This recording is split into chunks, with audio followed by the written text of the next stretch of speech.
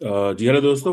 मैं हूं कमर शीमा और स्नोबल इंस्टीट्यूट के प्लेटफॉर्म से आज हम बात करने जा रहे हैं स्टेट ऑफ हार्मोस पे के ऊपर। और हमारा जो प्रिसाइज टॉपिक है वो ये है कि why is state of हार्मोस a sticking point. और इस पे बात करने के लिए जो भी इंटरनेशनल सप्लाई चेन का भी इशू है, मिडल ईस्ट की सिक्योरिटी का भी इशू है, ग्लोबल जो नेशनल सिक्योरिटीज और फॉरेन पॉलिसी भी इससे मुतासर हो रही हैं, तो इस पे बात करने के लिए हमारे साथ आज बड़ा ज़बरदस्त पैनल है। मेरे साथ एम्बेसडर एजाज अहमद चौड़ साहब हैं। आप पाकिस्तान के फॉर्मर फॉरेन सेक्रेटरी हैं और चेयरमैन स्नोबल इंस्टीट्यूट हैं। मेरे साथ इस वक्त मौजूद हैं वाइस एडमिरल खान हशाम बिन सदीक। आप पाकिस्तान के vice chief of naval staff रहे हैं और पाकिस्तान से एम्बेसडर टू सऊदी अरेबिया रहे हैं। सर, आप दोनों का बहुत शुक्रिया। और अभी मैं थोड़ी देर में ही मेजर जनरल जाहिद महमूद साहब भी ज्वाइन करेंगे, जो कि प्रिंसिपल हैं नस्ट में, वो भी ज्वाइन करेंगे। सर, अभी चीजें थोड़ी संभली थी, एमओयू साइन हुआ, मामलात बड़ी ठीक डायरेक्शन में जा रहे थे। और साथ ही हमने देखा कि ईरान ने उन शिप्स पे हमला कर दिया। तो मसला बना हुआ है कि ईरान ये चाहता है कि हमारे रूट को फॉलो किया जाए, अमेरिकन समझते हैं हमारे रूट को फॉलो किया जाए। तो ये एक इशू बना हुआ है। हमें मेजर जनरल जाहिद महमूद साहब ने भी ज्वाइन किया है। जनरल साहब, सबसे पहले तो आपके बहुत का बहुत शुक्रिया and welcome to Snowball institute webinar sir. Thank you Cheema sahab for having me, और एक्सीलेंसी एजाज चौधरी साहब को और एडमिरल हाशिम बिन सदीक साहब को मेरा बहुत सलाम। और बड़ा मुश्किल कर दिया आपने एडमिरल साहब के सामने मुझे बिठा के। मैं इनका स्टूडेंट हूँ जी, बड़ा चैलेंजिंग। आपने मुझे डबल वो कैच 22 में कर दिए। सर, हम सारे स्टूडेंट हैं सर, हम भी स्टूडेंट हैं सर के। तो मेरे लिए तो आपने बड़ा चैलेंजिंग कर दिया। I will make my best efforts.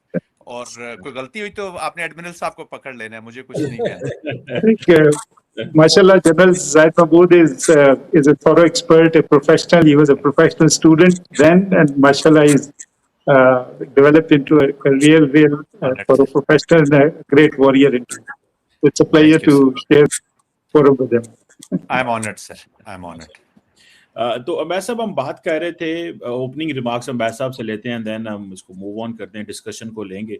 35-40 minute हम इसको करेंगे। तो अम्बैस साहब, what was your point and what would you से ऑन दिस कि ये जो ईरानियंस का एक पर्सपेक्टिव है, अमेरिकन का पर्सपेक्टिव है, एमओयू वहीं पे वहीं खड़ा, टेक्निकल लेवल टॉक्स भी चल रही हैं, what do you make of that sir? जी, मैं इसको चीमा साहब दो पर्सपेक्टिव से देखना चाहूँगा। एक तो लीगली स्टेट ऑफ हॉर्मुज जो है वो क्यों स्टिकिंग पॉइंट है, और एक ऑपरेशनली क्यों है। लीगली तो आपको पता है कि United Nations conference on the law of the seas, जिसको ईरान ने दस्तखत तो किए हुए हैं लेकिन उन्होंने उसको रेटिफाई नहीं किया हुआ, उसके तहत यहाँ से एक पूरा फ्री ट्रांजिट पैसेज होना चाहिए किसी भी शिप का। अगर वो गुजरता है तो वो ये इंटरनेशनल वाटरवे है और इसके अंदर कोई किसी किस्म की वो नहीं होनी चाहिए रुकावट। ये तो है, लेकिन साथ ही साथ ईरान उसको इतना ज़्यादा तवज्जो नहीं देता। वो कहता है कि जो टेरिटोरियल वाटर्स मिल जाते हैं हर एक मुल्क को, यानी ये कोस्टल स्टेट का जो टेरिटोरियल वाटर वो 12 नॉटिकल माइल या 22.2 किलोमीटर तक चल सकता है। तो अब ये जो स्टेट ऑफ हॉर्मुज है, ये आपको पता है ना कि पर्शियन गल्फ और गल्फ ओमान को कनेक्ट करती है। ये एट इट्स नैरोस्ट पॉइंट तकरीबन 33 किलोमीटर है, जिसका मतलब है कि अगर ओमान भी अपना कोस्टल वाटर क्लेम करे 22 किलोमीटर और ईरान भी करे, तो फिर वो ओवरलैपिंग टू टेरिटोरियल वाटर दोनों का बनता है। तो ईरान ये समझता है कि वो जो नैरो चैनल है उसको ये कंट्रोल कर सकता है ओमान के साथ मिलकर भी और अपनी कोई ना कोई। अब ये जो इशू आ गया है लीगली कि क्या फिर होना चाहिए, यानी इंटरनेशनल वाटरवे वाली प्रोविजन चलनी चाहिए या कोस्टल वाटर, जबकि ईरान दोनों यानी एक किस्म का United Nation conference on the law of the seas को तो एक किस्म का मानता नहीं है ना, क्योंकि अभी उसने रेटिफाई नहीं किया। अच्छा, ओमान करता है, ओमान जो है वो रिकग्नाइज करता है और वो उसको उसमें United Nation conference on the law of the seas में भी है। अगर चाहे वो ये कहता है कि कोई आप सर्विस चार्जेस वगैरह ले सकते हैं, आफ्टर ऑल नेविगेशन में मदद देते हैं, कोई चैनल मार्किंग में मदद देते हैं जिसमें से शिप्स गुजरते हैं, को इमरजेंसी रिस्पांस के लिए मदद देते हैं, तो वो कुछ आप कर सकते हैं, लेकिन टोल और फी वो भी नहीं मानते। अच्छा, अब ऑपरेशनली आ जाते हैं। ऑपरेशनली आपने देखा कि जंग के दौरान और जंग के बाद ईरान जो है अब वो इसको समझता है कि ये अब इसके ऊपर वो उसकी अपनी जो इजारादारी है या अमल दखल है उसका हो सकता है। तो जो पैरा 5 है मेमोरेंडम ऑफ अंडरस्टैंडिंग का, जो ईरान और अमेरिका के दरमियान में, वो ये कहता है कि Iran will make arrangements using its best efforts, ये कहता है। यानी लेकिन साथ साथ ये भी कहता है कि उसमें सेफ पैसेज होना चाहिए, इमीडिएट पैसेज होना चाहिए कमर्शियल वेसल्स का, और 60 दिन तक कोई किसी किस्म का चार्ज उनसे नहीं लिया जाएगा, ये कहते हैं।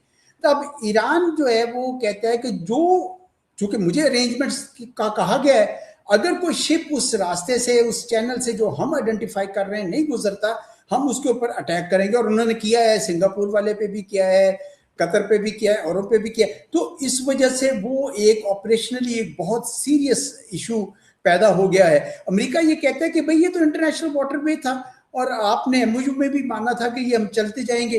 तो यहाँ पे आके ये दूसरा जो स्टिकिंग पॉइंट है, यानी एक तो लीगल स्टिकिंग पॉइंट है और एक अब ऑपरेशनल स्टिकिंग पॉइंट जो बन गया है।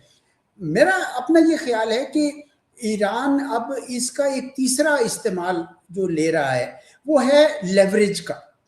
यानी उसका ये ख्याल है कि इस जंग में चूंकि एसिमेट्रिक वॉर है, अमेरिका के पास बहुत ज्यादा असला है, कैपेबिलिटी है, और इसराइल के पास भी है, तो ईरान के पास ये एक ऐसा लेवरेज है, एक ऐसा हथियार है स्ट्रेट ऑफ हॉर्मुज़ जो इक्वलाइजर है, यानी इक्वलाइज कर देता है दोनों को, एसिमेट्रिक सिचुएशन को। तो इस वजह से वो अब उसको इसलिए भी इस्तेमाल करते हैं क्योंकि उनके पास अदरवाइज मिसाइल और ड्रोन है, लेकिन उनका एक लिमिटेड जखीरा है। तो इस वजह से भी ये एक काफी संजीदा सिचुएशन हो गई है। अब इसको आगे से कैसे चलना है इसके ऊपर फिर बाद में बात करते हैं, मैं भी अपनी राय दूंगा। लेकिन ये क्यों स्टिकिंग पॉइंट है इसके ऊपर कम से कम आप अगर एडमिरल साहब से और जनरल साहब से भी राय ले लें तो फिर हम आगे चलेंगे कि इसका फिर हल आगे कैसे होना चाहिए, इसको स्टिकिंग पॉइंट से हटाना कैसे चाहिए। Back to you sir. जी thank you sir. Admiral Khan Hisham साहब, अगर सर आप अपने ओपनिंग रिमार्क्स दें कि why state of Hormuz is sticking point, what do you make of that sir? जी बिस्मिल्लाहिर्रहमानिर्रहीम।